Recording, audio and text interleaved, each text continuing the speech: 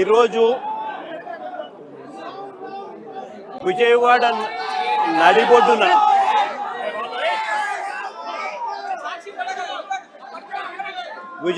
నడిబొడ్డున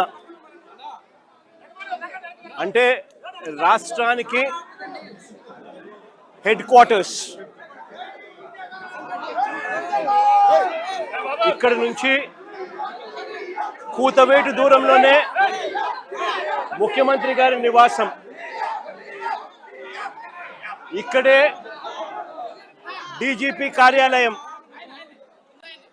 ఇక్కడి నుంచి కూతవేటు దూరంలోనే డీజీపీ కార్యాలయం, ఇక్కడే విజయవాడలోనే కమిషనరేట్, ఇక్కడే ఏసీబీ పరిధి. అంటే ఒకే పోలీస్ స్టేషన్లోనే ఆ సిఐ పరిధిలోనే ఆ సిఐని ప్రొటెక్ట్ చేస్తూ ఏసీపీని ప్రొటెక్ట్ చేస్తూ కమిషనర్ని ప్రొటెక్ట్ చేస్తూ డీజీపీ, మొత్తం అందరికీ తెలిసి సిఐ స్టేషన్లో ఒక హత్య కాదు పోలీస్ స్టేషన్లో ఇలాగనే కొడుతూ ఒకరు చావుకు కారణమైతే ఇంకొకరు ఆత్మహత్య చేసుకుని వీడియో ద్వారా తన మెసేజ్ని తెలియజేసిన పరిస్థితి. నేను ఒకటే చెప్తా ఉన్నా, ఈరోజు సస్పెన్షన్ అంటే ఏంది? టెంపరీగా ఒక పోలీస్ ఆఫీసర్ను డ్యూటీస్ నుంచి తప్పించడం. అంటే ఒక మనిషి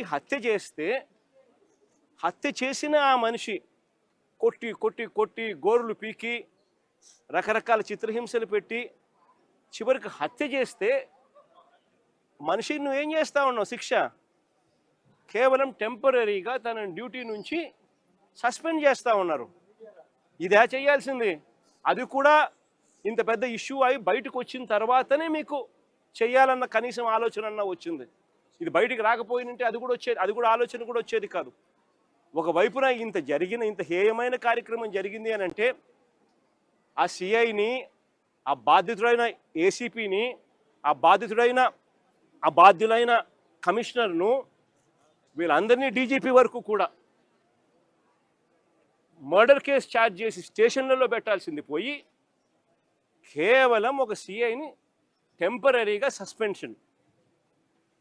లైక్ చేయండి, షేర్ చేయండి, సబ్స్క్రైబ్ చేయండి. మరిన్ని వీడియోల కోసం బెల్ సింబల్ పై క్లిక్ చేయండి.